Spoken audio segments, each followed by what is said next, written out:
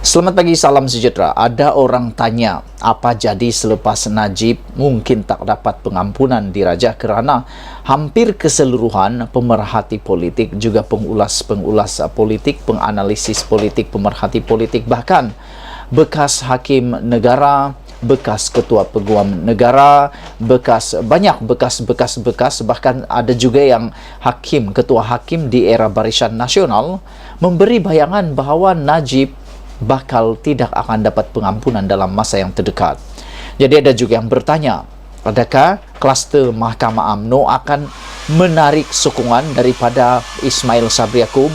Adakah dengan kejadian ataupun perkembangan terkini ini akan ada potensi Ismail Sabri Yaakob meletakkan jawatan kerana dipaksa atau terpaksa apabila sokongan terhadapnya ditarik oleh UMNO sendiri? Adakah Ismail Sabri Yaakob akan dipecat dan akan terpaksa meninggalkan tugasnya? Jom ikuti ulasan ini supaya Anda mengerti apa yang sedang berlaku. Titah agung tentang keadilan dan pengampunan umpama air sejuk dari pergunungan. Itu adalah tajuk ulasan hari ini. Di sebalik riuh rendah ramai orang gahira bercakap mengenai pengampunan Najib Razak, titah yang di Pertuan Agong Al-Sultan Abdullah Riyatuddin Al-Mustafa Billah Shah ketika merasmikan Kompleks Mahkamah Syariah Negeri Pahang di Kuantan Isnin lalu, bolehlah diibaratkan seperti curahan air ketika musim panas yang dapat menyejukkan seluruh jiwa yang sedang keresahan.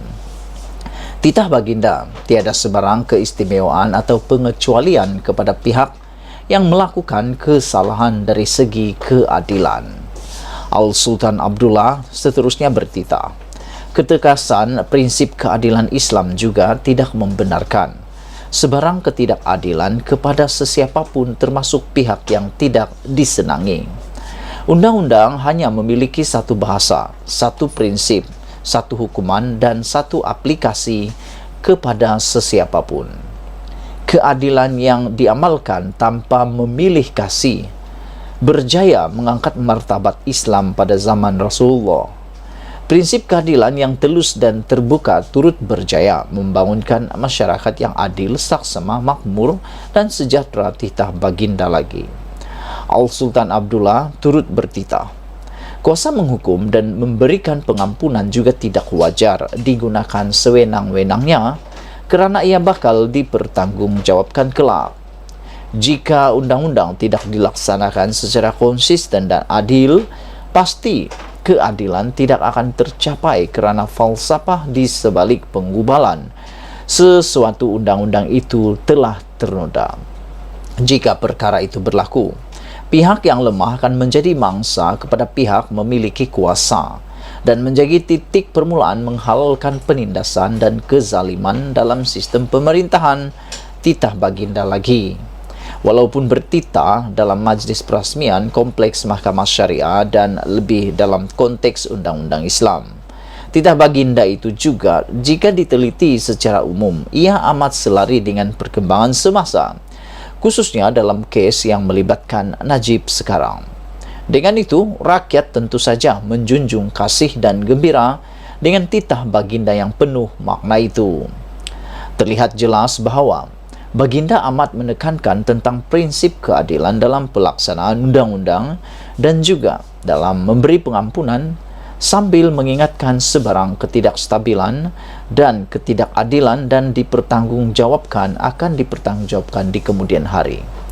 Meskipun begitu, dalam konteks berkaitan, sementara titah agung itu amat mudah untuk difahami mesejnya, masih kedengaran suara-suara sumbang daripada penyokong Najib yang tidak berpuas hati dengan hukuman yang diterima bekas Perdana Menteri itu.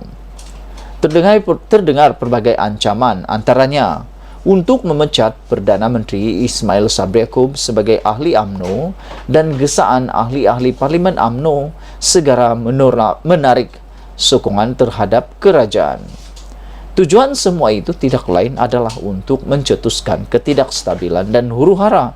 Seterusnya diharapkan agar PRU 15 diadakan dengan segera sebagai jalan penyelesaiannya. Ternampak di sini, matlamat menjatuhkan kerajaan dan menukar Perdana Menteri adalah bersifat kepentingan pribadi, yaitu melepaskan seseorang dalam kadar segera daripada penjara dan bukan untuk menyelamatkan masa depan negara. Ketika ini, semua orang sedar mengadakan pilihan raya bukanlah waktu yang sesuai kerana pelbagai masalah dan hambatan sedang menggunung, menyesakkan nafas kehidupan rakyat. Rakyat mahu kehidupan dan makanan, bukan ingin turun mengundi serta menukar kerajaan. Dengan sedemikian, jika penarikan sokongan atau pemecatan kepada Perdana Menteri dilakukan oleh kluster tertentu dalam UMNO, ada baiknya jika Agong kekal mengutamakan kestabilan dalam negara dan mengisytiharkan darurat sebagai jalan penyelesaian sementara sehingga tiba waktu yang sesuai untuk PRU 15 diadakan. Agong selama ini telah terbukti memiliki kebijaksanaan dalam mendepani beberapa krisis politik dalam negara, dan sebagaimana semua keputusan baginda disokong oleh rakyat jelata, jika darurat diisytiharkan juga, rakyat pastinya juga tidak berbalah bagi menyokong dan berdiri bersama baginda. Aku nak ulas tentang jika penarikan sokongan atau pemecatan kepada Perdana Menteri dilakukan oleh kluster mahkamah tertentu dalam UMNO, ada baiknya jika Agong kekal mengutamakan kestabilan dalam negara dan mengisytiharkan darurat. Saudara penonton yang aku hormati, aku fikir UMNO tidak akan berani menarik sokongan daripada Perdana Menteri, kerana sekiranya mereka menarik sokongan pada Perdana Menteri, ini seperti tindakan membunuh diri. Kerana PRU 15 pada bila-bila waktu pun akan diadakan, sudah dijanjikan poster boy Barisan Nasional UMNO ialah Ismail Sabri Yaakob. Sekiranya mereka menjatuhkan sendiri poster boy itu, apa maknanya? Maknanya poster boy itu sudah tidak boleh pakai lagi.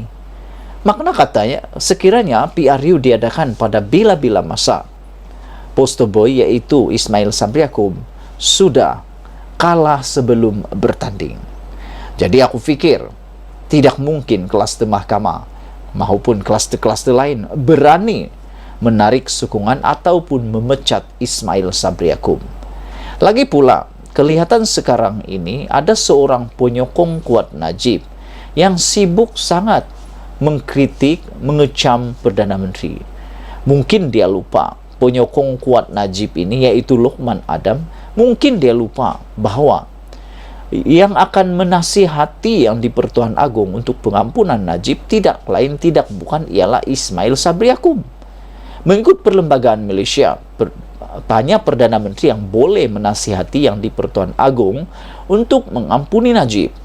Jadi tolong fikirkan para penyokong dan pengikut Lokman Adam yang mungkin masih mentaksub Lokman Adam, cuba fikirkan secara pikiran terbuka. Logika Lokman Adam mengecam dan mengkritik Ismail Sabri Yaakob yang menjadi satu-satunya harapan Najib untuk dibebaskan, kerana Ismail Sabri Yaakob lah yang akan menasihati yang di-Pertuan Agong. Sekiranya tindakan melulu, tindakan berterusan Lokman Adam mengkritik, menghentam, bahkan memburuk-burukkan nama Perdana Menteri Ismail Sabri Yaakob ini berterusan, adakah kemungkinan Ismail Sabri Yaakob akan menjadi berlembut pula menasihati yang di-Pertuan Agong? Aku fikir tindakan Lokman Adam ini perlulah dihentikan terlebih dahulu, supaya Ismail Sabri Yaakob mempunyai mungkin mendapat hidayah untuk menasihati yang di-Pertuan Agong bagi mengampuni Najib. Tapi dengan tindakan Lokman Adam yang berterusan dan berterusan mengkritik, mengecam Perdana Menteri, aku fikir ini akan boleh menyinggung perasaan Ismail Sabri Yaakob, bahkan bukan Ismail Sabri Yaakob semata-mata, tetapi juga mungkin Istana Negara.